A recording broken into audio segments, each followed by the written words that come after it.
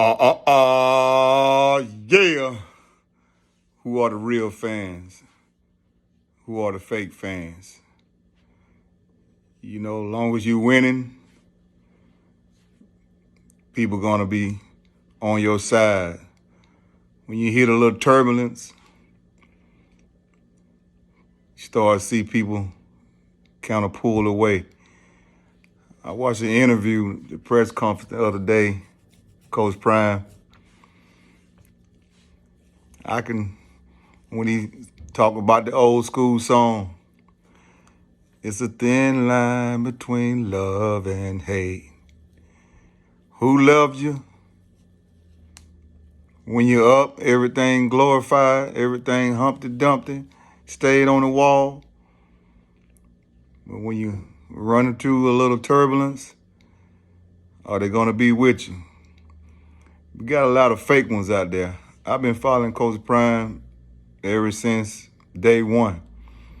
I was following him at Jackson State. I didn't get upset when he went to Colorado. I knew what he could have built there, but I don't think they was ready. Coach Prime vision was outgrew them. They didn't want to take care of him. They didn't want to give him full control of areas he needed to have control in. So people need to get over that. He laid down the blueprint. Jackson State, I still have love for you, but I'm a Coach Prime bandwagon. Everything he does, I believe in it. If I was still able to play, I would love to play for Coach Prime. I've always had good motivational coaches in my day. You know, I know what it feels like to win on a high level. I know what it feels like to go through adversity. You know, I was a 25 carry guy, 25 carries a game. What I was able to do, I trained for that, you know. 28 sweep, 229 sweep, let's go. Quick trap, my favorite plays. Just zone block, let's get it. Coach Prime is a great motivator. It's no secret, it's nothing, no secret whatsoever why young guys wouldn't want to play for Coach Prime. It's not about just his star status. It's his love he has for kids and their parents. They see that. They see the authenticness about him. He's very authentic. You know, he know how to get his point across, and he's make you believe in what he's saying from his heart, because he speaks from the heart. He's not going to sugarcoat anything, not going to give you anything. You're going to have to work for it. Put in the work, you're going to get some playing time, baby. Coach Prime is one of a kind. Coach Prime is one of a kind. There's not very many coaches that that can just motivate you just by saying a few words to prick your brain, to give you that extra push. Because sometimes you can be talented and get the big head and feel like you don't have to put in the work. But Coach Prime is from the old school. That's what I like, you know. Like when they was running those bleachers, I could reminisce. You know, I didn't have anybody pushing me. I can relate to that. I was doing that on my own, running bleachers, running hills, putting in the extra work, working out twice a day. I had a dream. I wasn't able to reach that dream. You know, I blew my knee out my senior year of high school. I didn't let it crush my soul, because where I'm from, Gaston, Alabama, we have a lot of great athletes come along, you know, and they don't reach their dream. Then they let the surroundings, you know, the crack and the drugs was all around. You know, I'll be 56 my birthday, so I'm right there with Coach Prime.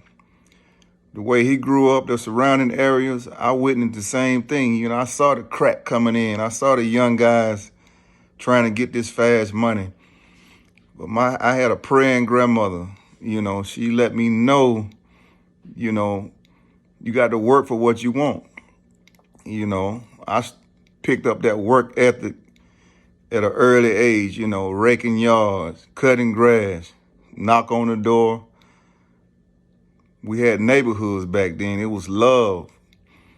And you had the old school cats that would instill knowledge in you. They might have been ex-athletes, but they just had that street knowledge to let you know,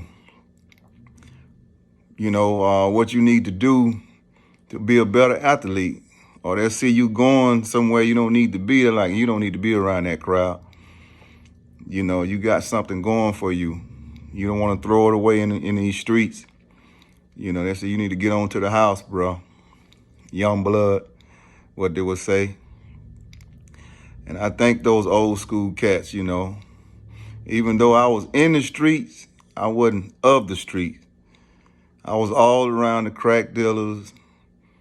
You know, they was getting this fast money. I didn't let it get to my head. Even though I didn't reach my dream, I felt like I was able to still be a decent young man in this world. I went on and walked on at JUCO in Scooba, Mississippi, down in the country. And left there. Well, fortunately, I made the East-West All-Star game, and Wingate College was there. So they offered me. They flew me up. You know, back then, Wingate didn't even have a home field. They was playing on a high school field. But, which I didn't know until I got here. I already done loaded up. I realized every home game, we got to get on this regular bus, drive about 20 minutes to Monroe, North Carolina, at this old little rundown stadium called Walter Bickett. The high school, we've been on beat the field up the night before, you know, so we got to go there and play on this college game. But it was fun. It was a good experience. I thank God that I was still able to further my career. I enjoyed to be able to play 4 more years. But of course, the babies started coming, so I had to go to work, take care of my youngins. But